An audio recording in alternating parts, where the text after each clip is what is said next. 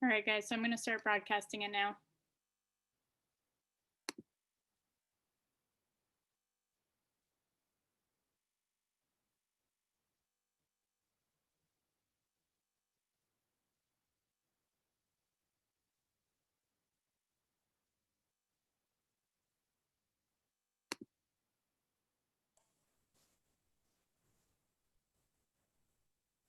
Hello, students. If you're just joining us, make sure that when you click on that chat button down below there, you adjust to all panelists and attendees. This way we can interact with you and see your questions. I'm just posting here in the chat right now, just so everybody can see it there. So make sure you go ahead and hit that chat button there and adjust to all panelists and attendees. We'll be getting started at 7 p.m. So we just have a few more minutes to let people in the room and get caught up. So let us know where you're from in the chat room if you can. Thank you, everybody.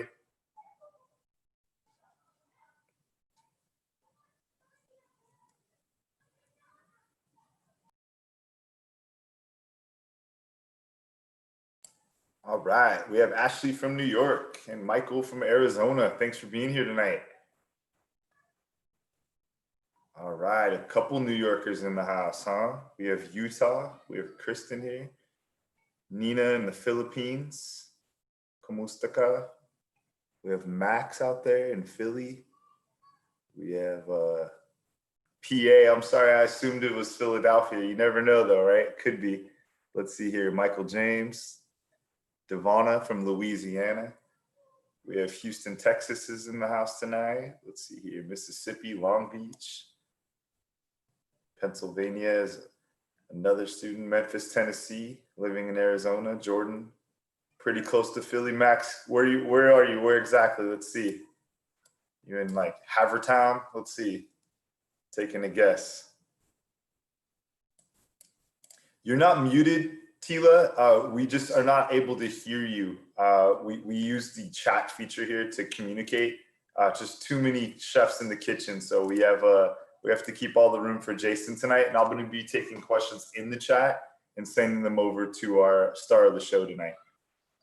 So anybody that's just joining us, I know we're all in the room a little early. We like to open it early here, but please make sure you're adjusting your chat to all panelists and attendees. This way we can respond to you there.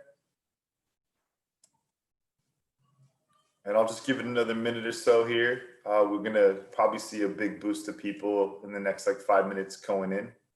So just hang tight, everybody. Hey, Barry out there in Orlando, Emmanuel in New York. Thanks for being here, you guys. Got a lot of New Yorkers tonight. Thanks for staying up late with us.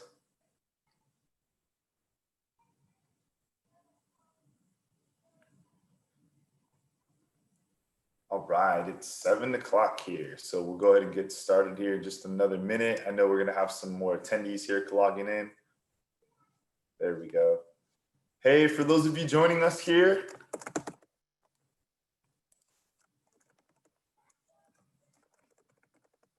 just as a quick reminder, try to go ahead and click on that chat button and adjust your audience there as from the chat to all panelists and attendees. This way we can interact with you. Unfortunately, we're not able to hear everybody or to communicate with you verbally, but I'm going to be in the chat live, taking questions, answering questions for you, sending questions over to the star of our show, Mr. Jason Sperling tonight. So Let's try to keep it busy in the chat and make sure that everybody here is interacting and that we have a wonderful event tonight. So I definitely want to make sure that you get your questions answered, but really mostly that you take away something tonight, which is really just what it's like to get into this type of an industry. Hopefully it's motivational for you. I know every time I watch these, I get super motivated. So tonight's all about the power of advertising to positively impact the world. And we're super lucky tonight. We were able to wrangle Mr. Jason Sperling, an alum. He's got an amazing track record and he's done some pretty cool projects. I'm sure that some of you even are familiar with his work once we talk a little bit about that. So I just want to give it another minute just to let more people into the room here. It looks like our attendees are still going up. So a couple of key things just to address while we're buying some time before we get started. Everybody here, and I repeat, everybody here will be getting a copy of the recording of this event. So if something happens or you have to log off or things of that nature, try to hang in there for the whole event if you can, but if you cannot, you will be getting a copy of the recording sent to your email that you use to register. I know 5 or 10 people are going to ask me in the chat by the end of this event if they're going to get a copy of this recording. So I'm going to say it a couple more times just to make sure, but yes, you will get a copy of the recording. The next thing is making sure that you're just interacting via chat, answering questions. I'll do everything I can to try to be as specific to answer your questions as possible and send questions over here to Jason. So try to interact as much as possible.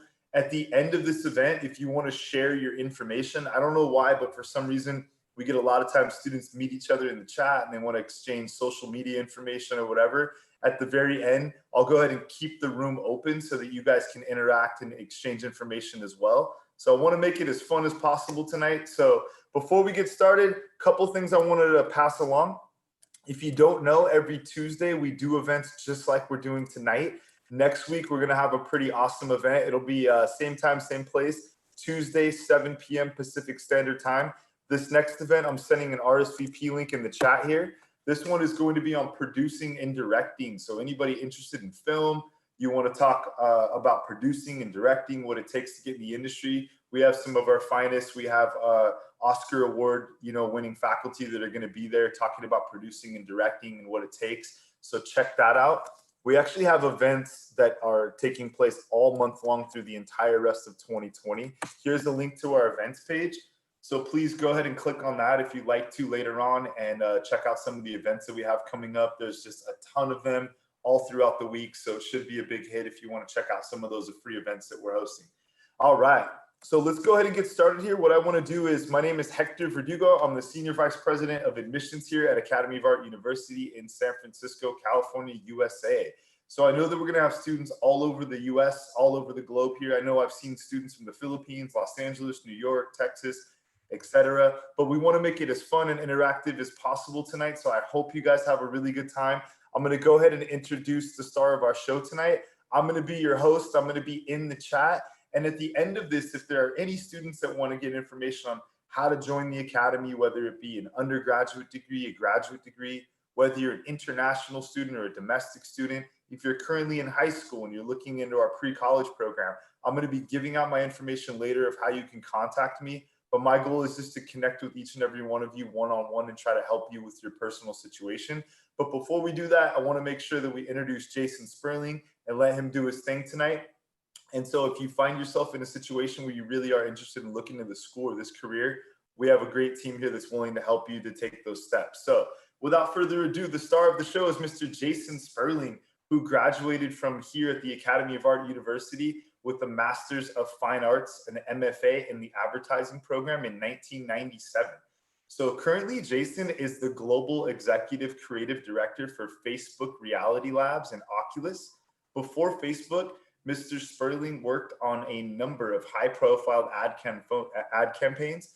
He's best known for creating that famous commercial, the Apple, it's Mac versus PC campaign, which Adweek declared the best of the century, as well as Honda's Matthew's Day Off Super Bowl spot advertisement, which was chosen by Entertainment Weekly as one of the top 10 Super Bowl commercials of all time. So really cool commercials. I totally remember the Mac versus PC commercials and the Matthew's Day Off. So that's super awesome. Throughout his career, he's worked with global clients, including TikTok, Amazon, Disney, Pixar, Fox, UNICEF, and the LG BT Center in Los Angeles. So he's also been awarded some of the most prestigious honors in advertising industry, including the Grand Ife for ad effectiveness, Kane's Gold Lions in film, social good, design, cyber, and health, multiple One Show Gold pencils, and an Emmy nomination. His upcoming book, Creative Directions, Mastering the Movement from Talent to Leader, is coming out in February 2021 from HarperCollins Leadership. So without further ado, my name is Hector Verdugo. I'm going to be your host tonight. I'm going to be in the chat to help you out. I'm going to pass it over here to the star of our show, Jason, and I'm going to go ahead and see you all in the chat, and I'll see you at the end of the event. Thanks, everybody. Hey, thanks so much, Hector. And thanks everyone who's shown up tonight. It sounds like a lot of you are actually in a different time zone and are seeing this pretty late. So really appreciate you staying up well past my bedtime. I'm going to go ahead and get started. So I'm going to take control of the screen, and I'm going to take you through a presentation I made that presents advertising in a different way than maybe we're used to seeing. It's more than just commercials. It's more than just making a profit. There's actually a side of advertising, a big important side of advertising that is about doing some good in the world. And I'll take you through some thoughts, some work, some of my work, and hopefully make it worth your time. All right, so hang on. Can everybody see? Yeah, we see the screen. Great. Let me go full screen. Oh, is that, maybe I just hit play. And let me move that. Hold on. How do I move this over? Give me 1 second. I'm gonna minimize that. Now I'm gonna play. And now we're rolling. All right, so thank you guys for coming. This is about the power of advertising to positively impact the world. When we think about a career in advertising, we think about selling products, right? Making ads that tell people why they need to have something or how it fits into their lives. And anyone who's watched, whose idea of advertising is the show Mad Men might actually think that. But advertising has changed a lot, and it's actually created opportunities for people in the creative field to go beyond just talking about products and actually having a positive effect on the world. Brands aren't just selling and telling anymore, they're actually acting. They're doing things to change lives and help those in need. They're championing issues like climate change, bullying, Black Lives Matter, you name it. And as creative people, we now have these great opportunities to do work that matters and makes a difference, which is very different than how it used to be. We're doing it for brands who are demonstrating their values by taking up causes. And we're doing it for nonprofits and charities too, who are spending money to bring awareness to the causes that they support.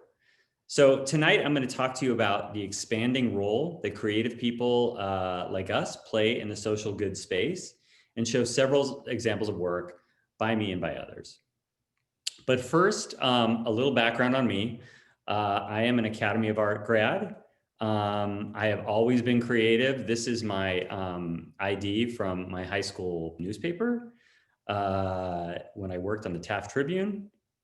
After high school, I got sidetracked a bit. I went to UCLA. I didn't quite know what I wanted to do yet. I actually spent a year as an opera major, trying to figure out if I wanted to go into musical theater. I decided not to, and maybe for good reason. After I went to UCLA, Dad offered me a job at the family carpet store. I politely declined because I didn't think I would actually be very good at it. And I was always curious about a career in art. And so I started to take a serious look at art school, and realized after kind of a lucky break, taking a job at a paper, that there was this thing called commercial art, and that I could actually have a career doing something beyond just that I could actually work in the business world and be a creative person. And so I spent several years at the Academy of Art studying advertising, focused on copywriting after a teacher told me that my art direction was killing me, but my writing was pretty good, and came out with a degree, and ended up working around San Francisco for a while. Ultimately, there was this thing called the dot-com bubble. It burst in about the year 2000, actually 99, took me down with it. So I went down to LA, ended up down there, and ended up getting this big opportunity to work on Apple with an agency called Chiat Day, which became Media Arts Lab. And while there, did some pretty iconic work. I helped launch the iPhone, the first iPhone and the first iPad. And there was some other work I did that, as Hector mentioned, got a lot of attention. And all of that led to a pretty senior role at an agency called RPA, which was just a really, I went there. One of the big reasons was just I wanted to be at a place that felt like they really did care about the people who work there. I was at a point in my career where I wanted to be around people that I really liked working with. And this was a place I loved. I stayed there 10 years. I led Honda North America, Amazon, TikTok, the LGBT Center, amongst several others. And ultimately, that's led to a new job at Oculus, which is owned by Facebook. And I'm on day 2. Which is why I'll probably be on fumes tonight, but I'm going to do my best. But yeah, I've been going through orientation for the last few days at this new job that I'm really happy to be at. A few things that I'm proud of. A few years ago, I was named top 30 creative directors. A few years ago, last year, I was named 40 over 40. Best digital creatives. And so now I'm over 40 years old. It's a bittersweet honor. Some side projects. I actually, when I was working on launching the iPad, I helped, I developed an idea for an app called Totes My Notes. And it was basically combining old school folders that we all fondly remember with a really powerful note-taking tool that kids could use in school. So that was a nice source of pride until it completely failed. But anyway, I went on, I wrote a book that I decided, the first book was called Look at Me When I'm Talking to You, Building Brand Attraction in an Age of Brand Aversion, which I think is what we're living in right now. Because people really have control of marketing, not the brands anymore. And to demonstrate the book's philosophies and practice what I was preaching, which was about how do you break through, I released the book in a totally new way. I released it on Instagram, a page a day for 176 days. The other book I wrote is called Creative Directions, Mastering the Transition from Maker to Manager. And it's being published by HarperCollins early next year. And the insight for it was this. It's a massive shift to go from a person who makes things to a manager. Because what makes us really talented creative people actually makes us not very good managers. And I noticed that millions of management books out there, but none of them were geared towards the creative person. So I wrote it. And since there are so many different creative careers, I brought in perspectives and stories from other brilliant leaders in other creative fields. And these are just a few. I think there's close to 53 different contributors to the book. Just a few pieces of work before we go into the presentation. Several years ago, I helped launch the new Apple computer. It was new at the time. The campaign talked about many great things about Macs and the many pain points of PCs. It lasted 4 years and ran in 3 countries. It was called Mac versus PC. That campaign ran in 3 different countries, as I said. It was kind of a crazy schedule where we would produce the US one, and while we were producing it, we would be on set writing the UK one, and then while we were on set for the UK one, looking at the post-production for the US one, we were writing the Japan one, and by the time we got back from doing all 3, we were ready to do our next round for the US, and it was this incredible ride that was just all-consuming for about 4 years of my life. It ended up winning Campaign of the Decade and Campaign of the Century, which is great. It's hard to think that it started with 6 months of this. We literally kept throwing stuff at the wall to seeing what would stick, and nothing was making Steve Jobs very happy. But we ended up doing it. Here's a sample of one of the spots we did. Hello, I'm a Mac. Hello, I'm a PC. We have a lot in common these days. We both run Microsoft Office. We share files. It's great. We just get along. PC. Oh. Okay. Hi, I'm a PC. Okay, we're past that. We moved beyond that. Yeah, I had to restart there. You know how it is. No, actually, I don't. Oh, what? Macs don't have to. Had him, then we lost him. I'm gonna go get IT. Keep an eye on him. Hello, I'm a Mac. And I'm a PC. Whoa, what happened to you, PC? Kids happened. I was bought for a home. Now I have to make movies and blogs and listen to music every night. I'm crying myself to sleep mode. I'm sorry about that. You were made to stimulate 10-year-old brains with your iLife jazz. All I want to do is balance their checkbooks. I don't think 10-year-olds have checkbooks. No checkbooks, no inboxes, no employers, just wild imaginations. I have to go listen to some emo.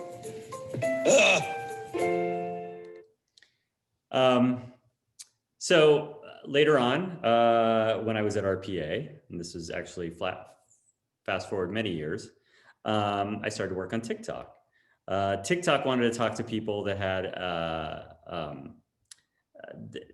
they wanted to tell people that had a large variety of content beyond just the sort of funny videos that you normally see or the musical duets. So we did campaigns for different types of interests. Here's something we did for people who love do-it-yourself videos.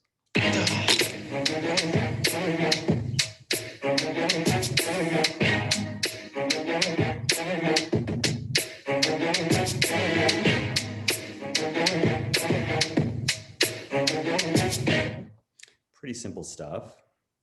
And then I worked on Honda, and Honda was really my baby for 10 years. I ran some of the worldwide campaigns, a lot of the North America advertising. And in that time, we created 5 Super Bowl campaigns, as well as hundreds of campaigns on broadcast, digital, and social media. I was nominated for an Emmy and won many international awards. One video piece, actually the still you see here, is actually still running at Disneyland in the Autopia line. So that may actually be the biggest honor of my life, considering what a Disney fan I am. And I got to recreate Ferris Bueller, which is my all-time favorite movie as a kid.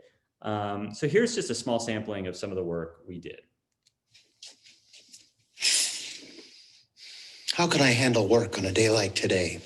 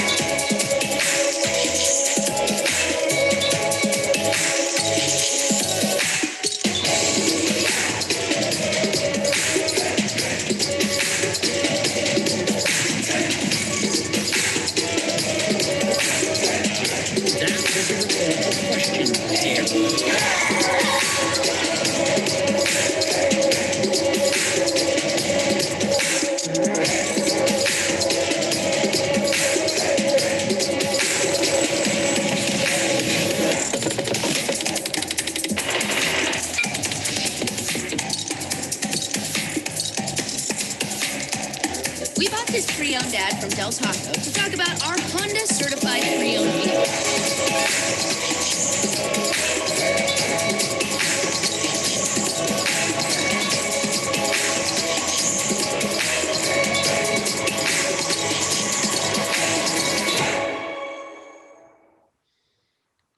Cool. So everything I've just shown you so far has been about selling a product or a brand. But like I said earlier, today's marketing has changed. There's a greater importance on shared values and putting people before profits. Brands have adopted something called cause marketing, which is essentially where businesses promote their socially conscious acts in order to align with customers' values and increase their loyalty and revenue. So it's doing good business and doing good in the world at the same time. Cause marketing has become extremely popular in the last decade, with many brands connecting to causes, creating programs with spending reaching well over $2 billion in 2019. And it's not only become acceptable, it's become expected. There are a number of reasons for the move. For one, it's become increasingly hard to reach people. People can easily avoid ads now, and many platforms don't even allow ads, like Apple TV or Amazon or Netflix. So the places that brands depended on to tell their brand stories and share their values have been shrinking. And values are really important to young people. According to a study, 83% of younger customers will trust a company more if they are connected to a cause. And some 89% are likely to switch from one brand to another when price or quality are equal if that brand is associated with a good cause. So let's go through a couple examples of this. We'll start small. Well, sort of small. So REI sells outdoor gear and clothing, but they also believe in preserving and exploring the natural world. And to show how much they cared about this, they took a big stand. On Black Friday, a day where people traditionally swarm malls for amazing deals, they decided to do something totally crazy. They came up with the hashtag #OptOutside, and they decided to close on Black Friday, one of the biggest shopping days of the year, and to forsake a day of big profits in the name of appreciating the outside world. To some, it's counterintuitive to creating revenue, but marketing your values can actually be way more effective in building love for your brand. And it can be more successful. As this article suggests, doing good in the world is good for business. And it certainly was for REI. They created many new fans and they made the current fans feel really proud. Another great example of marketing values is from Volvo. Volvo is a car company that believes in vehicle safety. You always hear synonymous with safe car, Volvo. And they make some of the safest cars in the world. So to further reinforce their belief in safety, they came up with an idea to make the streets safer for pedestrians. This idea called Life Paint. And I'm going to show a video that explains it. Life Paint is a unique spray. When you apply it to the surface, the reflective particles will stick together, making the spray invisible by day, but light up at night in the glare of headlights.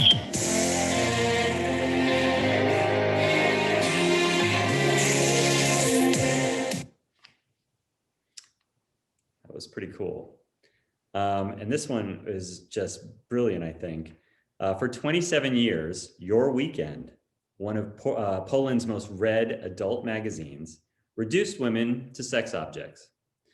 MasterCard, BNP Paribas, and a popular Polish news portal committed to empowering women by buying the magazine and creating a final issue that flew in the face of what the magazine stood for.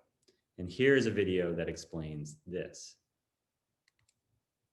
In the most recent Gender Equality Index, Poland scored 10 points below the EU average. They are weaker, they are smaller, they are less intelligent. Our traditional culture has objectified and marginalized women for years. Due to the lack of formal sex education, entire generations of Polish men learned about women from this. Your Weekend, our country's longest running and most iconic porn magazine. We wanted to start a conversation with all those brought up on your weekend's biased portrayal of women. So we bought it. On 2019 International Women's Day, we teamed up Gazeta PL, BNP Paribas, and MasterCard, brands that have a long-term commitment of empowering women, and created your weekend's last ever issue. An issue that challenges sexism and misogyny. The cover featured an emerging writer, an acclaimed actress, and a mixed martial arts world champion. Inside, we kept the magazine's original sections, but reimagined their content. Leading Polish female photographers offered a diverse portrayal of womanhood. Stories, essays, and interviews explored the subject of gender equality. Nationwide, offline and online sales were supported by an integrated campaign. We ignited a fierce debate by sending hundreds of copies to journalists and influencers. It made the last ever issue the best-selling issue of the magazine in 10 years. In a country that shames women and where sexual education has been deemed too risky to teach in schools, we took charge of the conversation. We transformed the magazine's social channels into a long-term education platform for sexuality and gender issues. Because no one should ever learn about women from a porn magazine. Pretty impactful, and like I said, it was hugely successful, and you know, those brands become synonymous with having done something that's significant. So Black Lives Matter, right? This has become a cultural hot button recently.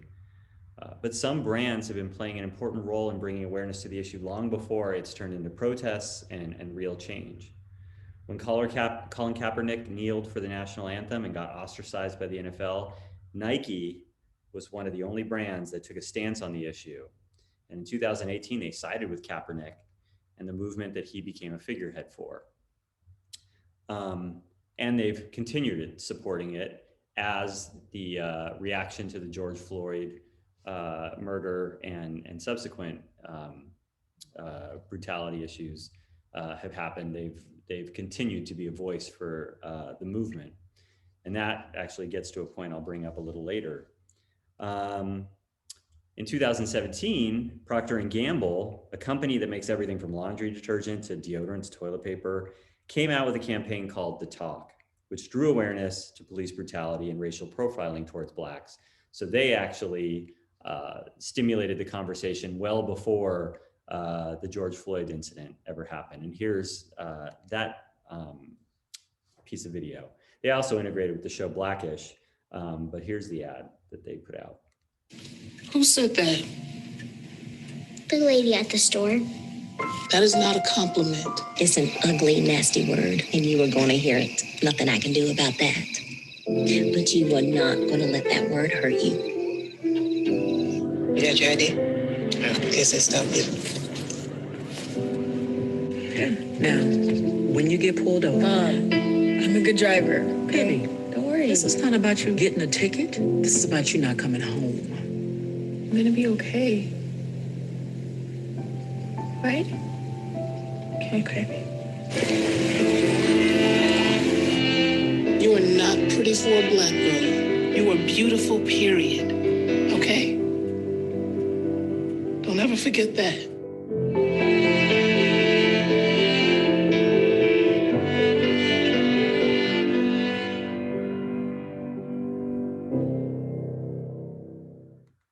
Pretty powerful stuff. And this year, Ben & Jerry's has been really outspoken on the topic. They've filled social media with ads, and to deepen the conversation, they even developed a podcast that chronicles racism in America. So they've truly embraced the cause. From Black Lives Matter to COVID, and to something I worked on. A few of the things that I've done for Honda. This year, we knew that families were canceling their summer vacation plans because of COVID. So we created Virtual Adventures, which is a way for families to go on guided tours of some of the biggest family destinations. And we partnered with Google Earth, actually for the very first brand to do it, and guides from places like Niagara Falls and Mount Rushmore, and allowed people and families to virtually go on live guided tours without any fear of exposure. So we're going to begin our tour where many of our 9 months. As any parent knows, myself included, our time sitting in traffic has continued to increase over the years. So a few years ago, we helped create something to make that time more enriching, more worthwhile for families. We developed an app called Road Readers, which provided free kids audiobooks for all Honda owners. So instead of wasting all that time or filling it up with a really bad Miley Cyrus song, we turned it into an opportunity for growth and for imagination. Honda donates to Children's Hospital, and every holiday they like to do something to show their commitment. The piece I'm about to show you is one of the many things we've done over the years. We continue to play with how do we create experiences that just give kids that are there for the holidays a sense of joy, a sense of escape, and really get them out of that environment for a few minutes. This was one of the first ones we did. It was called Candy Cane Lane. I'm going to show the video. I think it's a couple minutes long. It breaks my heart every time, but here we go.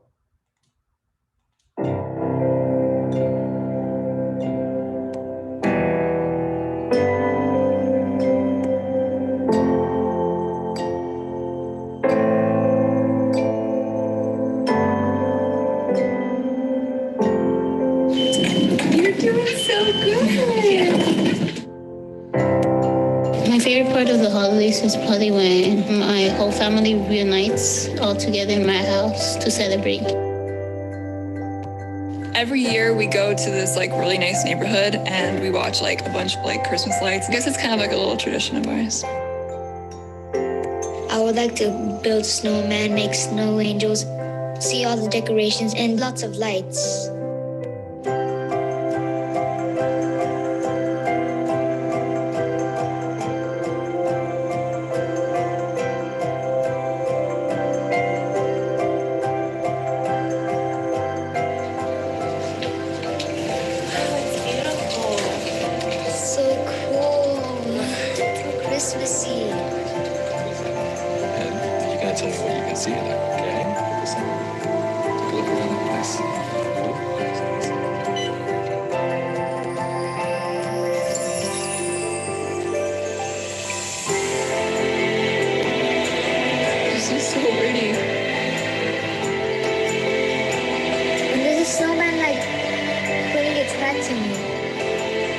This literally looks like one neighborhood I went through.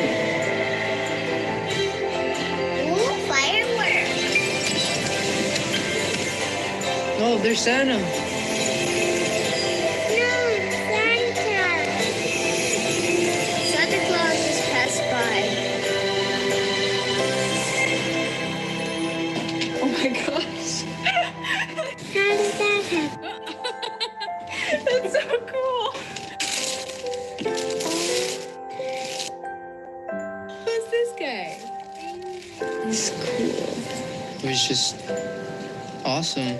I loved it.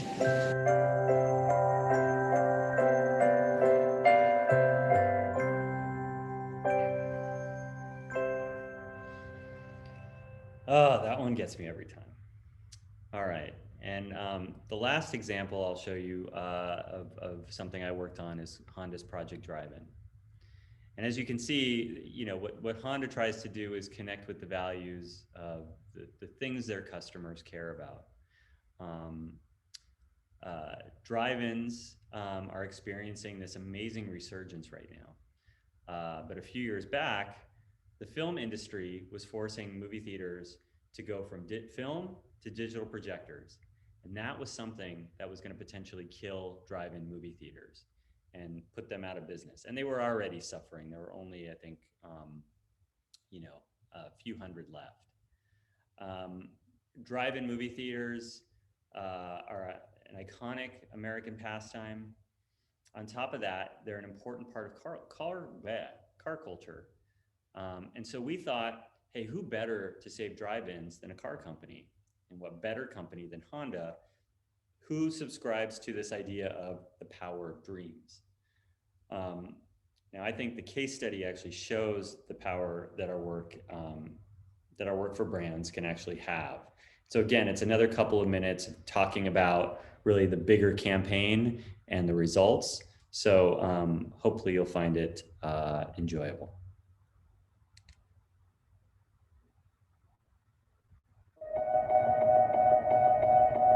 Drive-in theaters are an American tradition. There used to be more than 4,000. Today, less than 400 remain in operation. And at the end of 2013, the majority will have to shut down forever with the movie industry's switch to digital projection. To upgrade, drive-ins will need to spend at least $75,000 per screen. It's a sizable amount of money, and I'm a little guy. I just don't have that handy. So this summer, Honda launched Project Drive-In, a movement to raise awareness of this problem and keep as many drive-ins alive as possible. Because who better than a car company to help preserve this iconic part of American car culture? The Project Drive-In site and launch video inspired drive-in owners in their local communities to campaign for America's votes, determining where the projectors would go. And it would be up to us, together, to spread the word. We sent the drive-ins a toolkit to campaign for themselves and mobilize their communities. And we created a video, screened online and at drive-ins, to let people know about the problem and give them simple ways to get involved. And man, did they get involved. Vote. Everybody needs to vote. If you love our drive-in, vote for us. Follow that link. After 9 a.m., you can start voting to keep Mahoning Drive-In up and running. We set up a fund to keep more drive-ins alive. And even hosted an auction with Leonard Maltin to help add to it. On top of that, we hosted pop-up drive-ins across the country to raise awareness and get even more contributions. Within a few weeks, we sparked a national conversation across all media channels. Tonight, NBC's Randy McElwain on how technology threatens to phase out one of our cultural icons. Honda is trying to shine a light on the plight of American drive-ins with a new online contest. American Honda has taken up their cause. Folks at Honda are sponsoring Project Drive-In, A contest to give away a digital projection system. People can vote on which 5 drive-in theaters will receive a new digital projector from Honda. The owners and the community are rallying around this cause to help keep this piece of history up and running. Celebrities tweeted and made videos about it. Neighborhoods came together. Rick on the top of the building, he swears he won't come down until we get a digital projector. Drive-in fans across the country cast over 2.6 million votes. And all this passion inspired regular people and even other brands to contribute to the cause. We set out to save 5 drive-ins. You're receiving a brand new digital projector from Project Drive-In. Yes! I can't believe it. That's really incredible. But after the voting ended, Honda was able to save 9. Thanks to all of you guys in Honda. Want to pop some champagne?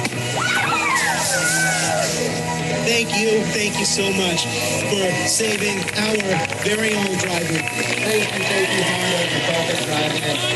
Thank you,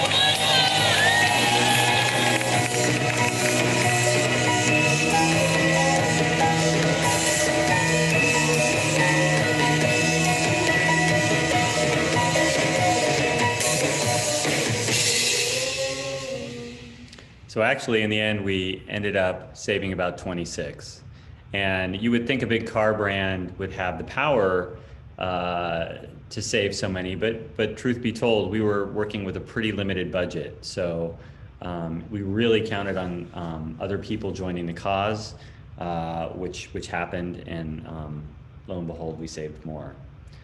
But I just want to say that brands can't expect to do just 1 or 2 gestures and expect for it to result in loyalty or more revenue. Millennials and Gen Z, they want brands to embody their ideals all the time. Those that don't could actually be accused of opportunism, or term that's been used lately, cause jacking, where they steal a cause because it's either in vogue or it matters to people. And that actually could have a negative impact So brands have to be careful. So now I wanted to go into, on top of doing cause marketing for normal clients, the field of advertising also encompasses charities and nonprofits. And they give us creative people the opportunity to do work that is helping make a difference. And I wanted to show you a few examples of that before we conclude. I don't know if all of you remember the shooting in Sandy Hook at an elementary school, one of the low points for this country, although there have been several shootings since. And but the Sandy Hook Promise is a nonprofit organization that was set up after that shooting occurred that killed 26 people at that elementary school in New Jersey. They raise awareness for mental health issues in order to prevent future gun violence. They've done a lot of really engaging content. Here is one piece I'm about to show you that they did last summer as kids were going back to school that really struck a chord. Doesn't seem like it at first. This year, my mom got me the perfect bag for back to school. These colorful binders help me stay organized. These headphones are just what I need for studying. These new sneakers are just what I need for the new year. This jacket is a real must-have. My parents got me the skateboard I wanted. It's pretty cool. These scissors really come in handy in art class. These colored pencils, too. These new socks, they can be a real lifesaver.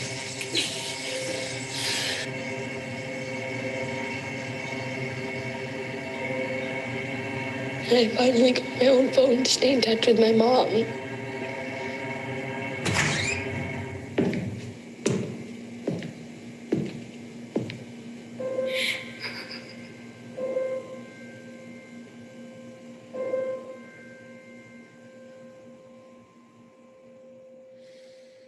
So what they're really doing is driving awareness for the issue and hopefully driving politicians to make some changes.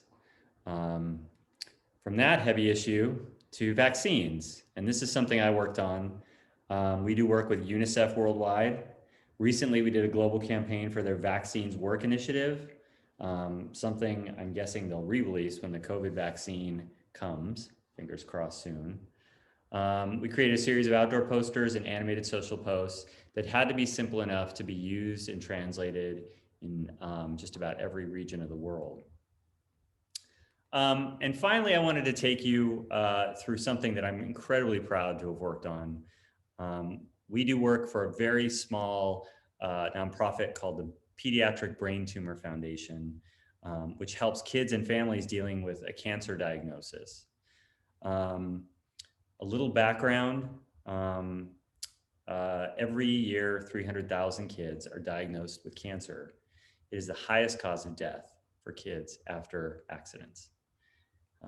For kids, well, this means scary procedures, debilitating physical changes, and complex emotional issues as well.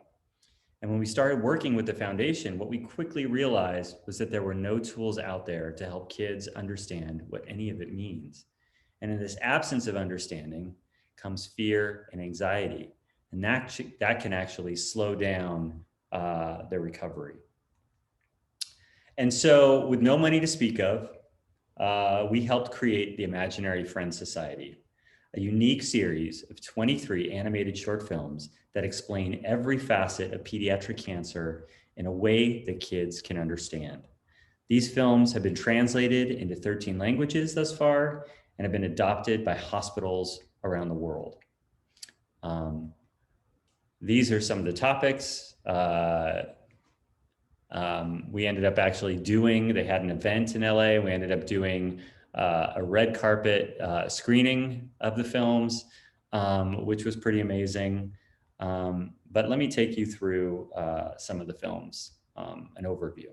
MRI stands for Magnetic Resonance Imaging. This is just a fancy way of saying picture taking.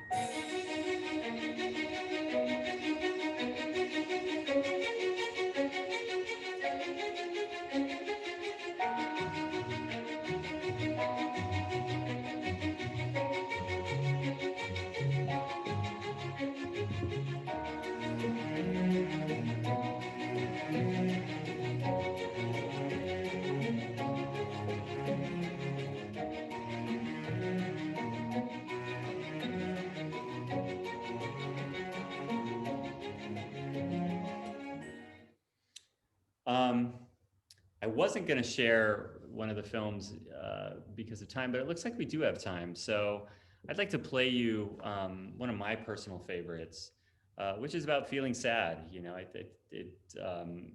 there's a lot of hopelessness that comes with that diagnosis and being in the hospital.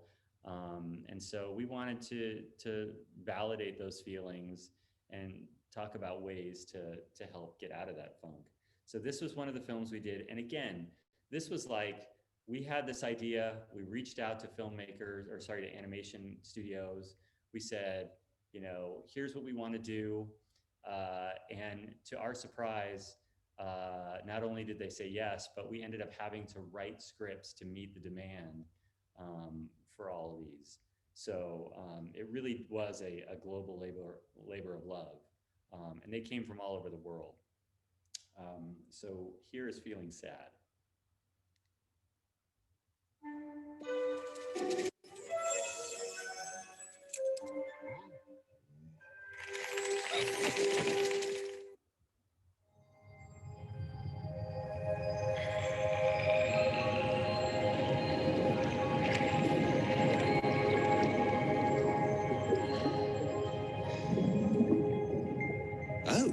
Hey there, I'm Mr. Tibbs, an imaginary friend. Noah's imaginary friend. Oh, would you look at that? He's missing it. You're missing it. Mr. Tibbs? Oh, you just missed it. Missed what? Where are we? Oh, right. Where are my manners?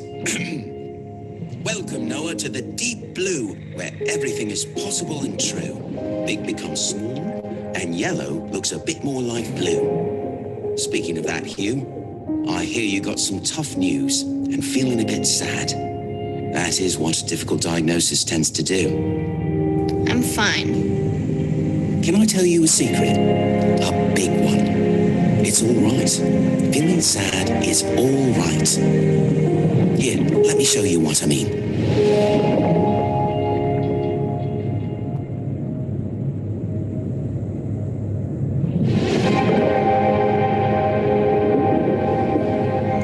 Here's the thing they don't tell you. Everyone gets sad, and I mean everyone, even me. You? Why would you get sad? It's simply a part of life. You can't have happiness without some sadness. The line between them feels paper thin. And you don't always know what made the sadness begin. But I only like being happy.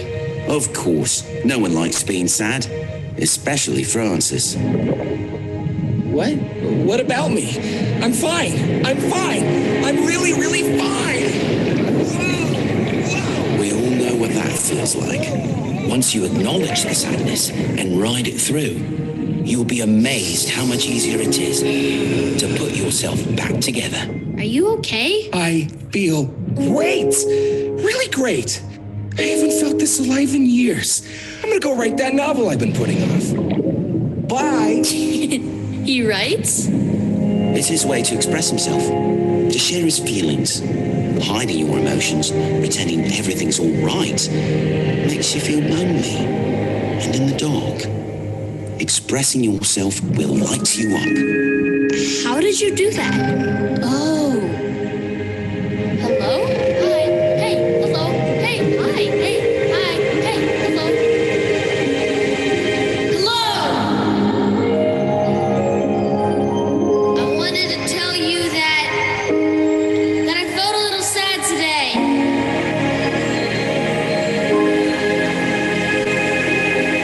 Did you see that? So, what's next? That was a last stop, kiddo. It's the end of our tour for today. Already? Ta-da! It's finished. It's pretty easy with 8 fins. Now it's time for you to go back home and put these lessons into action. But we're all here for you the next time you feel a little blue. You know what, Mr. Tibbs? I think I'll be all right. Everyone gets a little sad sometimes. Yes, indeed. They sure do. Goodbye, Mr. Tibbs. Goodbye now, Noah. Bye. Bye, Noah.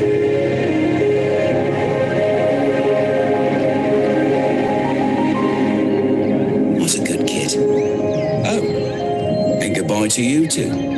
Bye.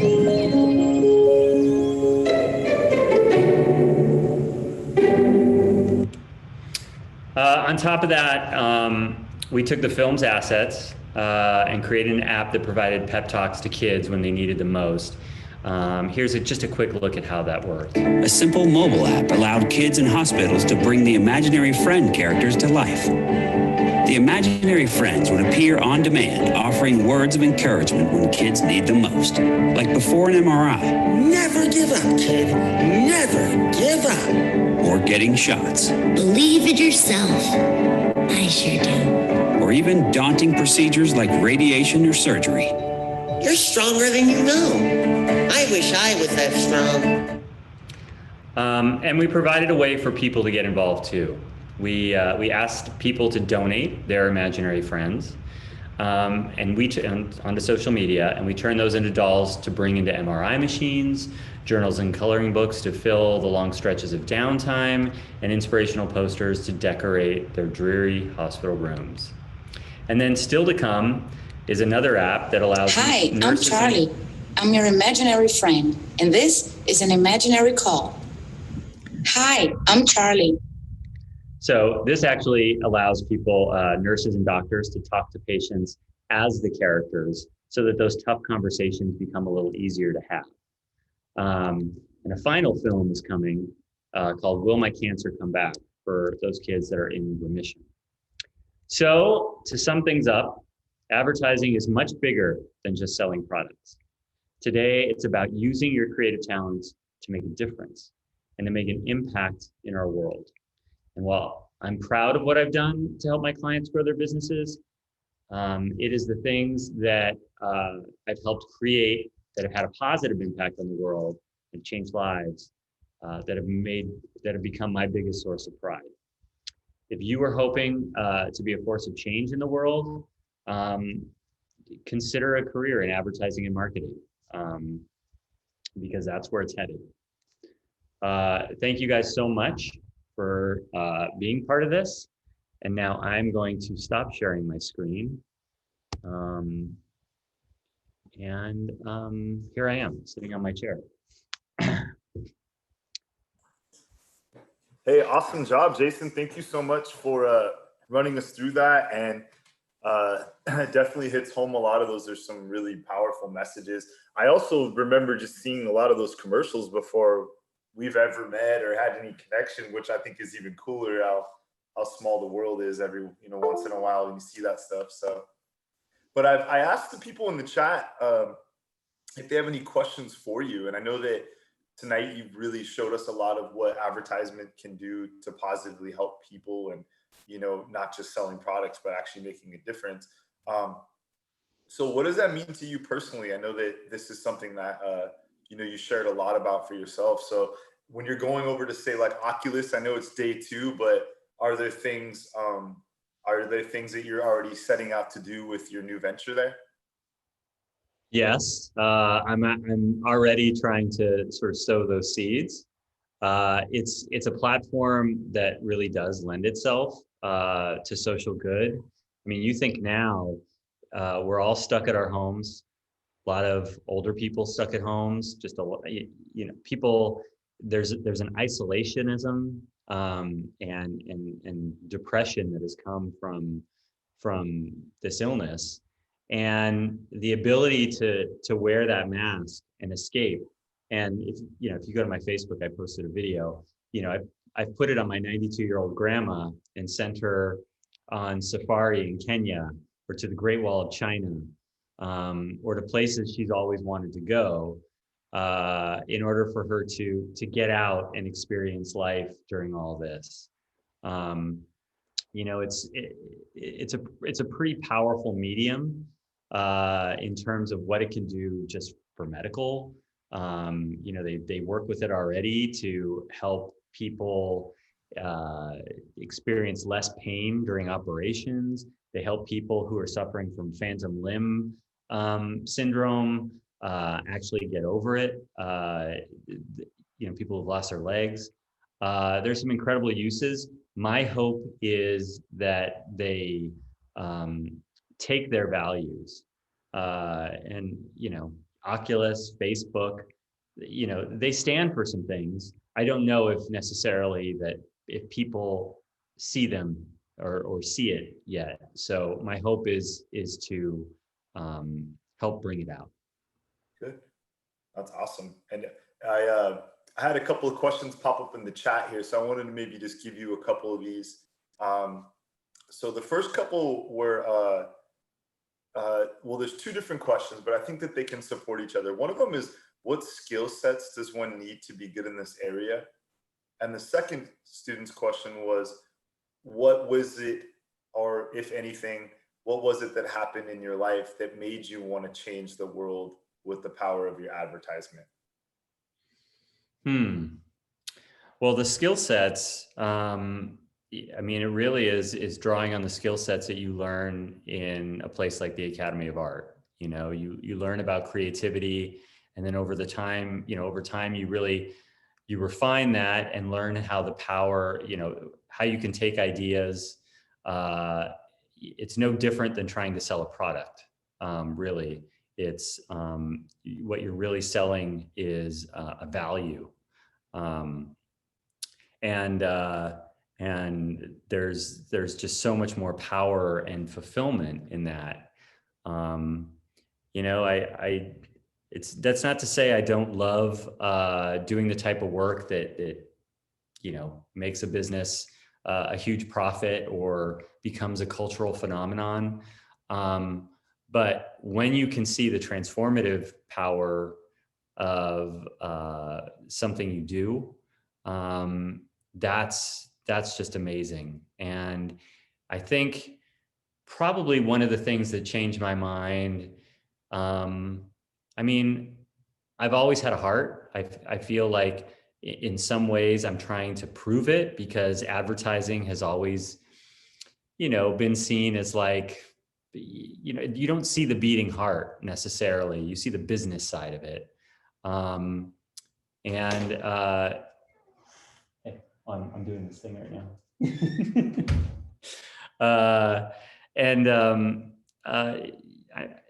You know, it's just that ability to make those changes is huge. And once I realized the power, and again, the other side of it too is you see the reaction changes. It's one thing to say, like, you know, your cereal is extra crispy and now has, you know, more marshmallows in it.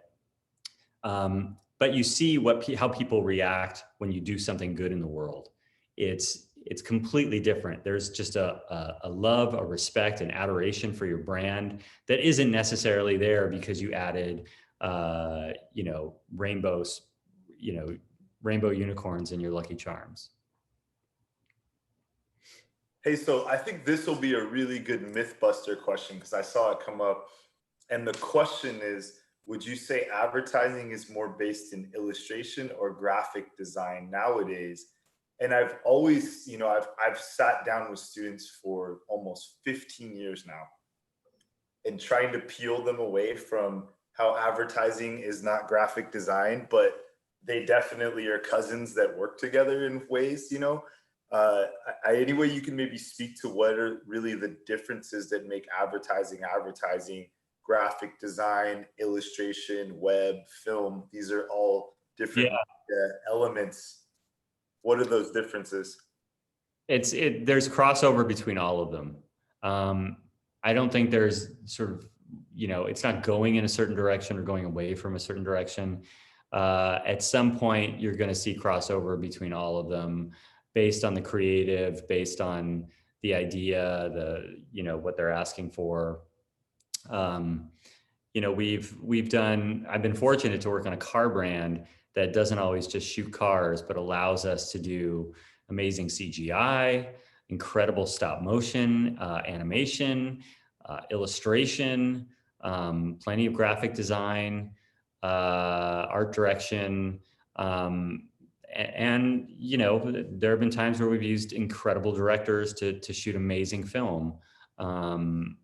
So it's kind of everything. And that's the amazing part, is that there is no formula to this. There's no formula. We all want, amazing, fulfilling, creative jobs.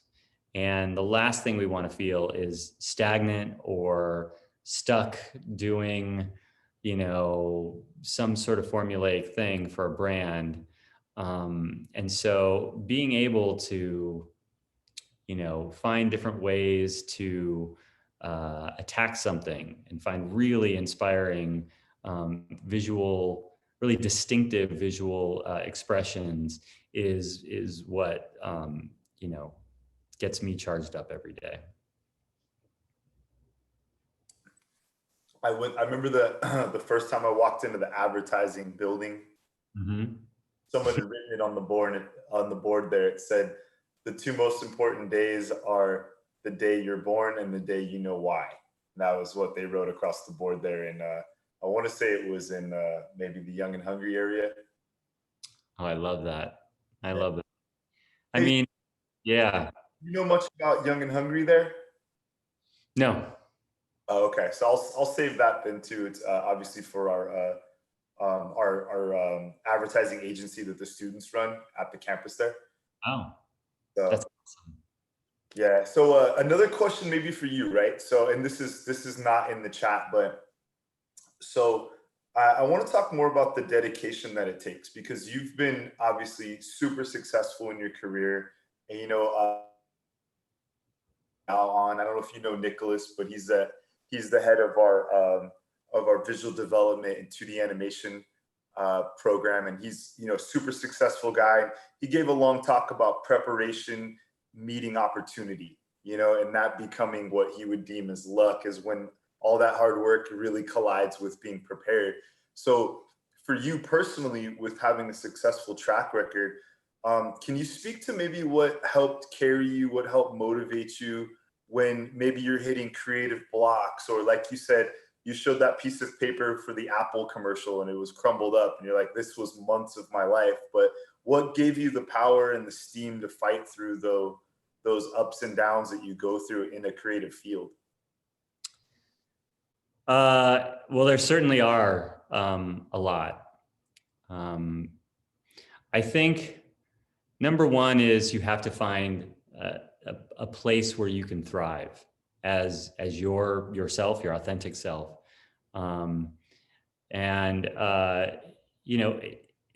You already as a creative person feel a certain self-doubt, anxiety sometimes. I know there are days when I feel like, oh man, I'm a complete fraud and someone's going to find me out. We've got, we're fragile egos, we invest so much of ourselves in this work only to bring it into meetings and have a whole group of people mercilessly tear it apart sometimes. Or in the case of Steve Jobs, when I presented the Mac PC stuff to him, he followed every script I read with, well, that's fucking stupid. Who cares about that? That's so goddamn inane. Next. I mean, you have to be able to take that. That doesn't mean that you can't feel really, really bummed in the moment. But you have to be able to, at some point, get back on your feet and recover. For some people, they're just resilient. They can do it, no problem. They're just that self-confident. I don't know if I could say that about myself. I was probably motivated more out of fear of completely flopping and being dependent on my parents the rest of my life. And now, it's probably of the fear of I've seen all my parents, my in-laws, everyone lost their jobs in the recession. And I'm like, I've got to just keep doing great stuff and challenging myself because I don't want to end up there. I want to keep doing this. And part of it is just innate, it's just something that's already in me. And once I had those opportunities and saw a little bit of success, I just went for it. It was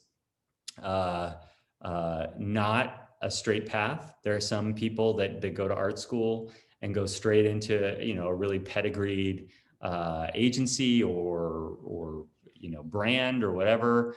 That wasn't my path. My path was really small, unknown shops, not doing very, the work that I was referencing when I was in school was all this award-winning work, and we thumbed through these archives of fantastic award-winning stuff, and I realized, oh my God, I'm not doing any of that. I'm doing small space ads in newspapers.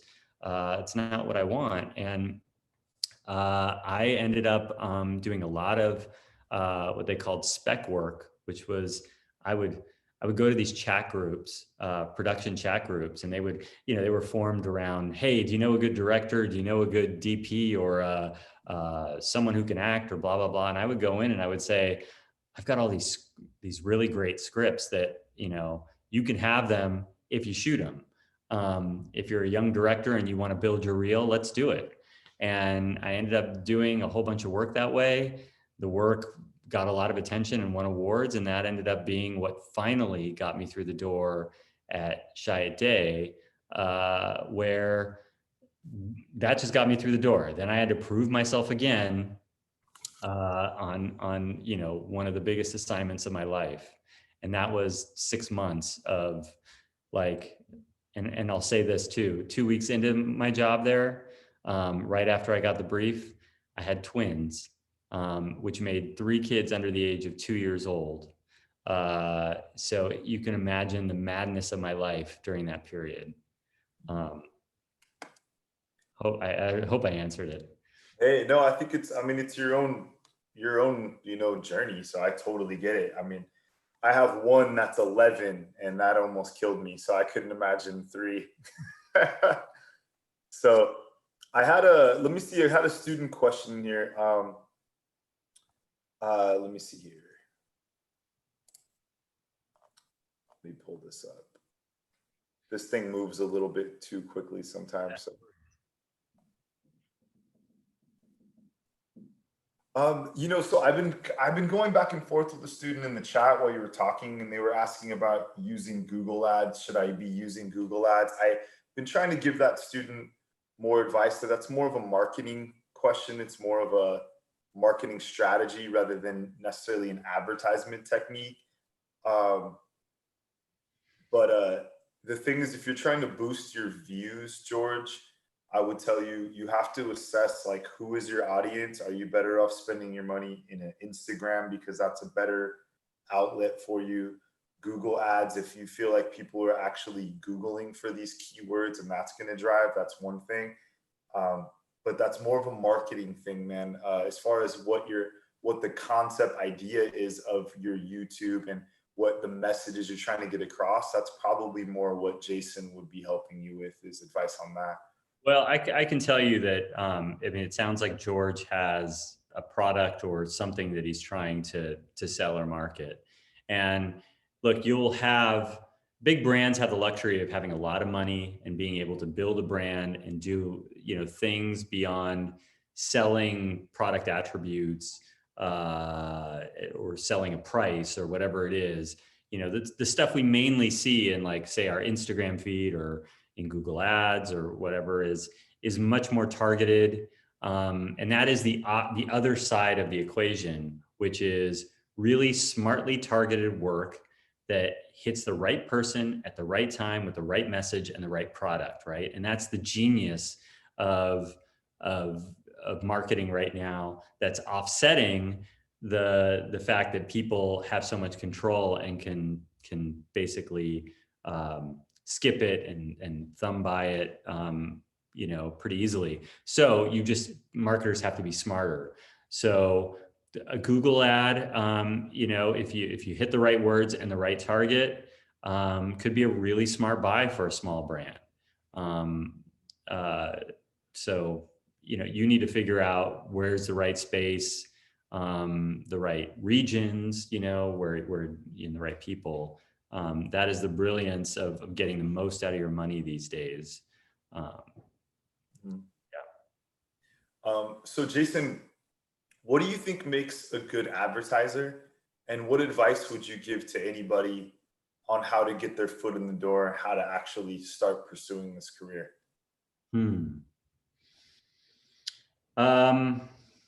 Obviously creativity.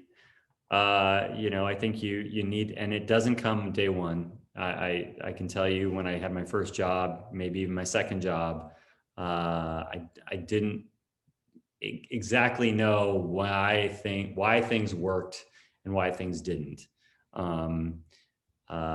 So it took the ability to bounce back from disappointment, to grow, to be resilient, and ultimately be passionate. And then you get to a certain point in your career and you realize, oh my God, now I'm not just making the stuff, but I'm actually looking over people who are making the stuff now.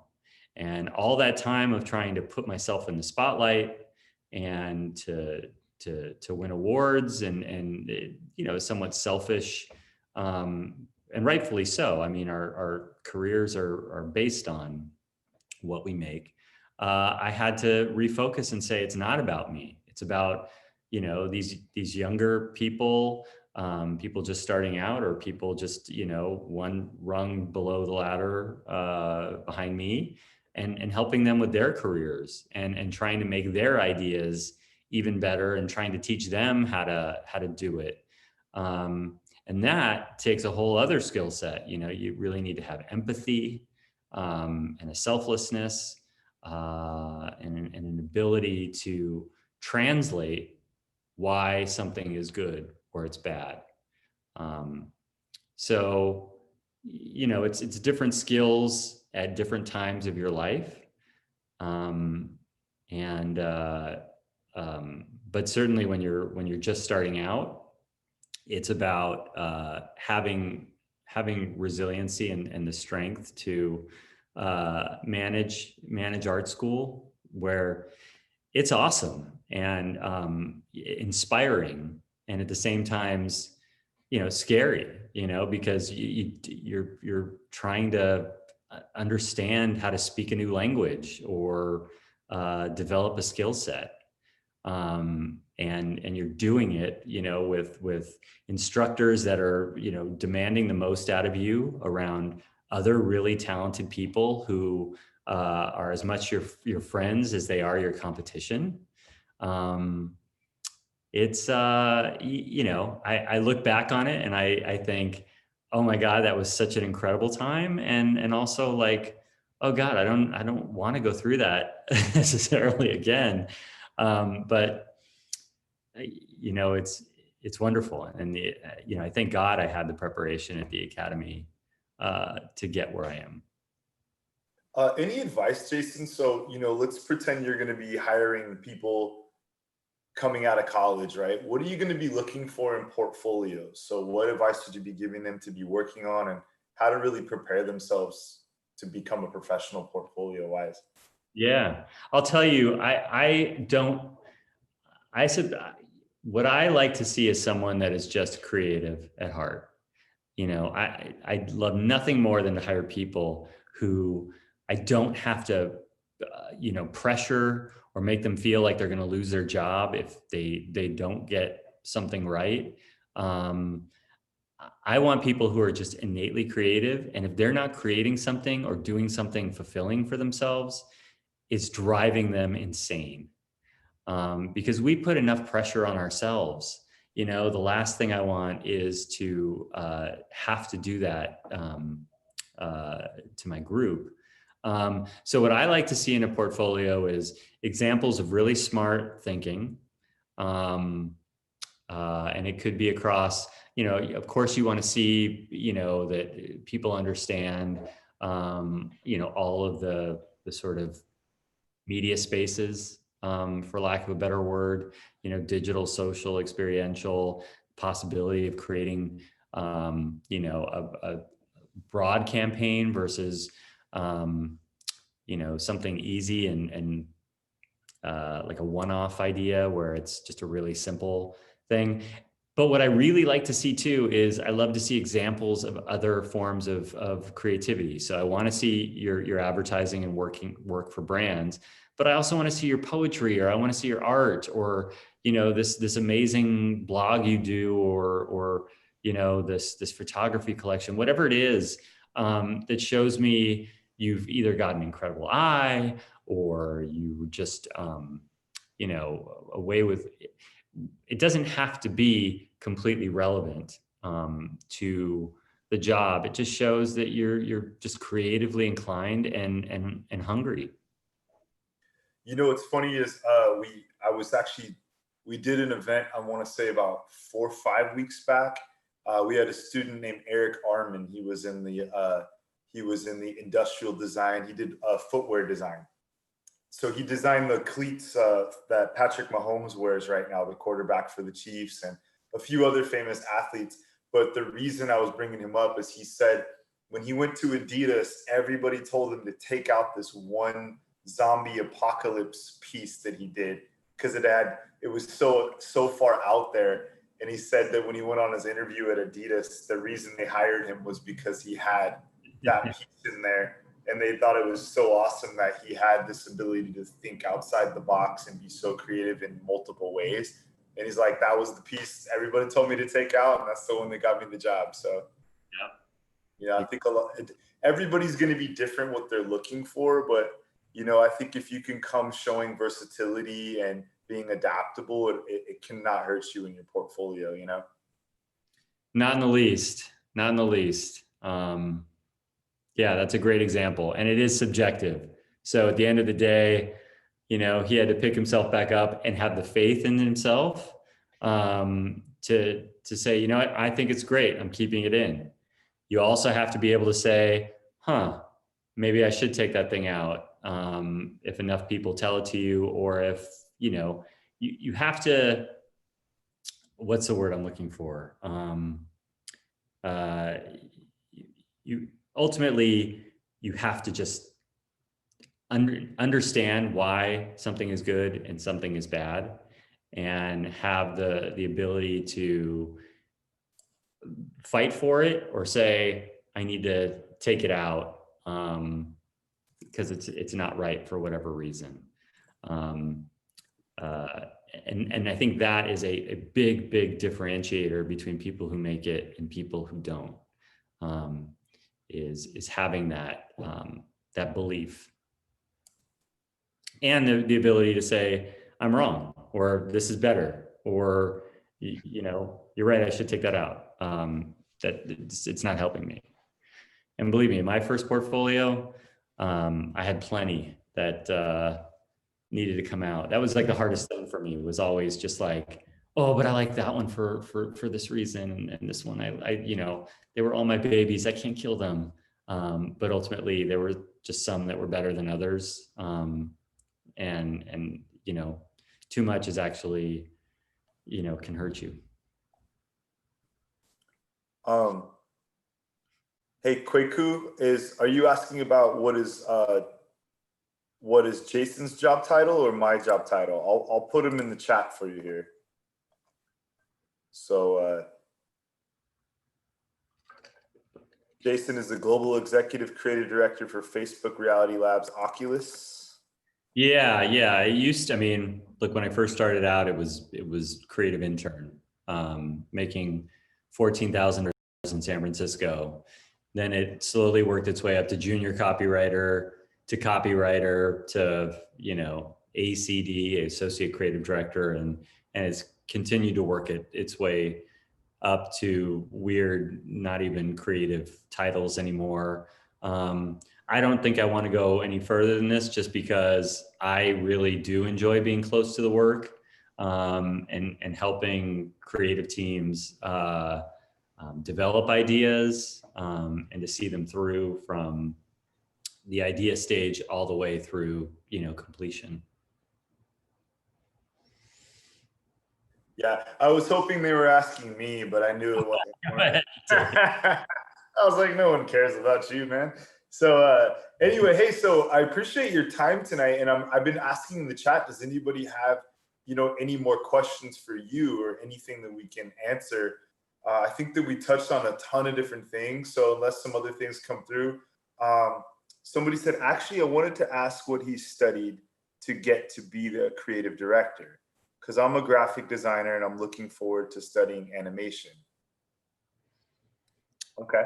What it took to be a creative director from actually being a creative person?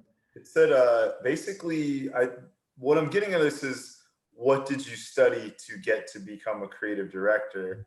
And it says, I'm a graphic designer looking forward to studying animation. Yeah. Well, great. I mean, I think graphic design going into animation is probably a really strong way in. It's for advertising, for where I went into, it was really studying. I should say, in undergrad, I actually studied sociology, which is the study of social groups. And I had no idea what I wanted to do at that time, or that I wanted to go to art school. I was still, feeling my way out. And so that actually ended up being a really interesting background.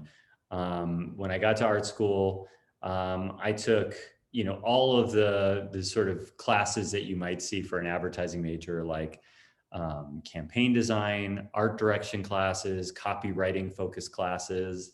And with a master's, it was, you were also taking, more fine art and art history classes to go along with it. But just a really broad background, and even repetition of courses, campaign 1, campaign 2, campaign 3, where you're really starting to hone those skills and have those aha moments that come with doing what we do, the creativity and sort of seeing, I can see why this works. I could see why this doesn't. You go back to that work from year 1 when you're in year 3 and go, oh yeah, I see where my thinking's evolved. So I don't know if there's anything that made me a creative director. I think some of that just comes with the good fortune of getting some good projects and getting noticed. And ultimately, at the end of the day, it's a little bit of a,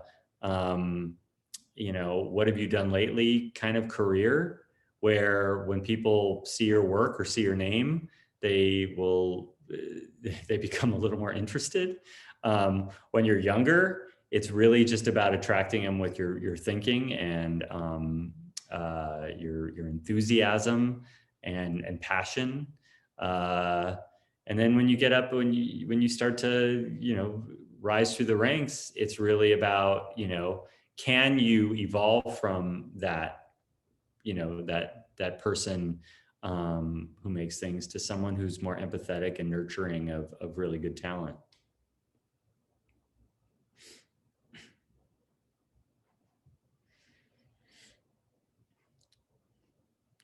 We lost Hector. No, I'm here. I was actually just skimming through the questions here. So actually, this is a pretty good question for you too. So how was having a background in sociology helpful for you in the art industry? Well,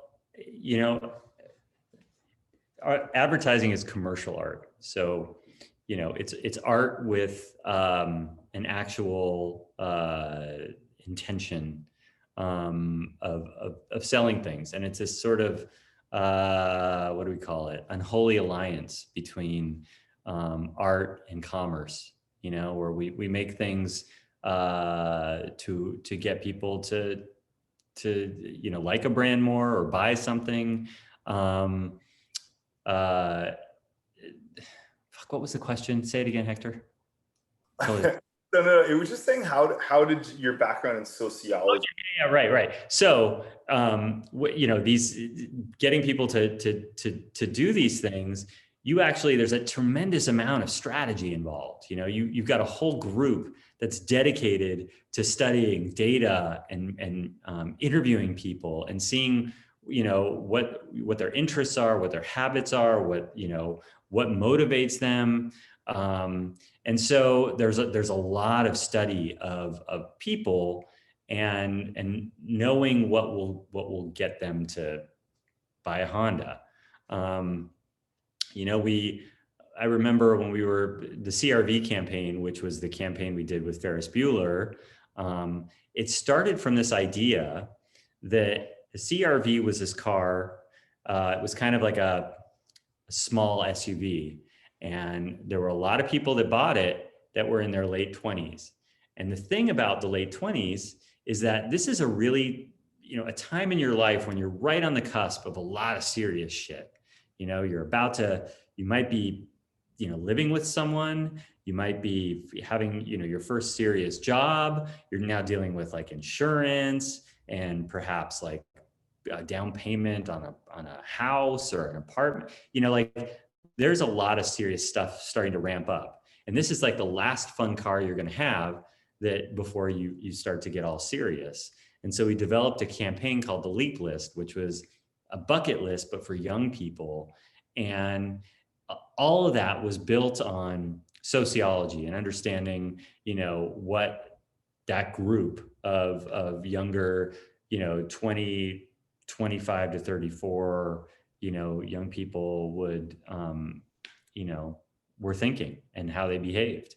But, there's just much, it's understanding, your impact on society. I mean, look at Facebook. Facebook is a company that is, it's deeply embedded in the conversation these days, and their impact on society, from a positive perspective and sometimes from a negative one. And you as a creative person aren't just sitting at a desk coming up with, ideas.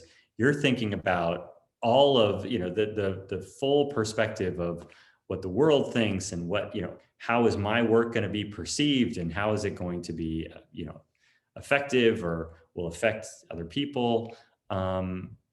Sociology is like a backbone to that. Psychology too. Absolutely. So I have a question for you too. So how much of your work is data driven versus maybe you going with your gut on issues or ideas? That's a great question. And it's a big fight, to be honest. I think marketers these days have started to pull back on spending. It happened before COVID even started. And they want to see impact for their money that they spend. And so it's a lot tougher to say, hey, we have this crazy idea that's never been done before. We want to help save drive-ins. It's not selling a car at all. It's just selling your brand. You're trying to talk to a marketer about ideas like that, but you have to be mindful of what it is that their goals that they have set and what it's gonna, ultimately we're working for other people. We're working to help marketers. I guess now I'm on the marketing side, but you're working to help marketers succeed. And whatever they're being measured by, they have to do well. So a lot of what they do is work that is effective, that hits the right targets at the right time with the right messages, that is really data driven. A lot of what you see in digital is called programmatic advertising, and that's about being able to figure out the right messaging for the right audience and to do it in a way that's really efficient where, you're not building, an incredible 2-minute film. What you're doing is building digital ads that, a bot on, on some back end is able to say, I'm going to take this offer, pair it with this image, for this type of lifestyle because it's going to appeal to the target, and these words and this color, and put it in this open space on a website, because I know who's logged on to it, if that makes sense. So it's not necessarily the most incredibly creative work in the world, but it is really intuitive and it's really important. And I would say over my 10 years at RPA, I've really learned that there is a balance between the type of work that is direct and smart and focused, and there's the work that is groundbreaking and really interesting and breakthrough. And I think there has to be a marriage between the two. Is that you or is that me? Yeah, no, it's me. Sorry. No, it's all right. Let's go ahead and let's wrap it up with just the last couple questions here. So these last two questions, one of them was simple, like if you're comfortable, Jason, can you share any of your social media handles so we can follow your creativity? And the other question that we had here was, what do you consider, this is from Ashley Batista out there. Thanks for being here, Ashley. What do you consider to be the most important thing to use to help convey a meaningful message?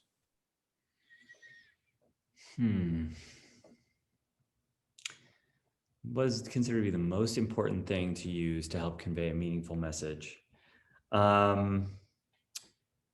Well, I mean, it all depends. I think, we discussed a lot of work for the Ad Council around COVID and the response to COVID by a lot of younger people who pretty much thought they were invincible.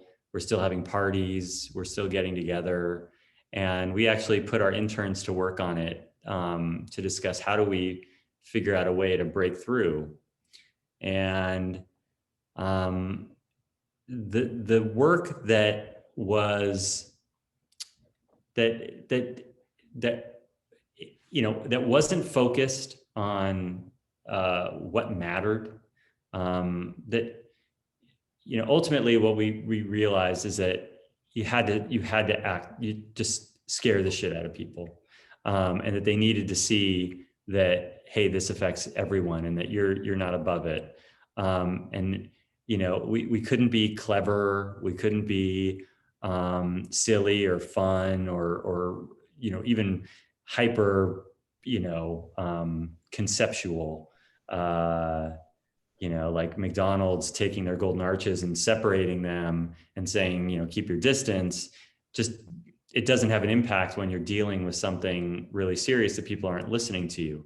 So ultimately you have to have something that is actionable, that really clearly states the behavior or action that you want someone to take. You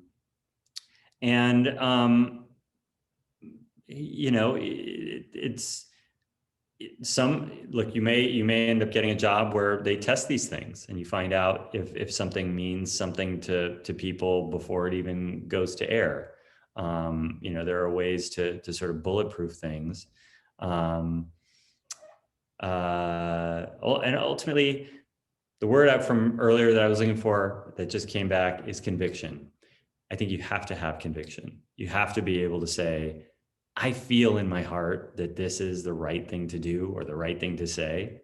And that, you need, especially in my role where, I've got either now it's agencies working for me, but I had a creative department of 100 people or so, and I would have to say, I like this. And I know you guys I've heard you and I've entertained everything you've said and I've heard all your watch outs, but I think this is the right thing to do. If you've got good conviction, fantastic. If you've got conviction over the wrong things, that's it's a career killer. It can't be perfect all the time, but conviction matters. So believe in yourself that it's the right message, and make sure if you're not the target, which you're not always going to be the target, you have to be sure that it's something that matters to them. And that could be through focus testing it. It could be through talking to people who are in that target. You know, I can tell you that we had multicultural agencies that we worked with on Honda, and we had groups within our agency and then on the Honda side, where we showed work and made sure that, you know, no matter who made it, what color, what sex, what, you know, whether they're straight or LGBTQ, it didn't matter. We had to make sure that whoever that audience was, that it mattered to them and felt authentic. Mm-hmm. Yeah, it sounds like you spend a heck of a lot of time really trying to connect with your audience, you know, and do what you can to really understand your audience and figure out what's going to connect with them emotionally or in whatever way possible. But it's so interesting. And I love to know that for better or worse, that the things that you see on television or the things that you read or the things you drive by and see, that there's people like you out there putting a lot of your heart, soul, energy, and really thinking deeply about the message that you're trying to put out there. So it's good to know that there's some really cool and good guys out there that are trying to, you know, make advertising a positive thing, but also do the right thing to help people out there to understand what they can do to do better things in the world. So really cool stuff, man. I can tell you, I do these so much, but it's always exciting to spend a couple hours learning and seeing, you know, what helps somebody get to that point in their career. So I appreciate you a lot taking the time to be here tonight with us, Jason. Thank you. Thank you, Hector. And thanks to everyone who joined the call. Appreciate it. Yeah, absolutely. So, hey, as we're going to wrap it up here for the students. So a couple things I wanted to do is students. So I know if you're in the chat right now, a couple things I'd like to do is I would like to send a few things your way. First thing is that I just want to give you advice. Like if you're in the chat, if you don't mind, how many of you are out of high school right now and which of you are in high school right now? Because I want to at least make sure I can give you the best advice possible on what to be doing here. So let's see here. In high school. All right. So students that are in high school right now. So just speaking to anybody in high school, if you're 9th grade through 12th grade, if you're in high school right this second, one thing I would tell you to look at is check this out. We have our pre-college art experience program. We have some courses that just started, but they are free courses. If you missed this semester for whatever reason, you can still take some classes in the spring for free, just to figure out what you want to do and explore. We do that intentionally so high school students can explore and figure out what's going to be a good career path for them.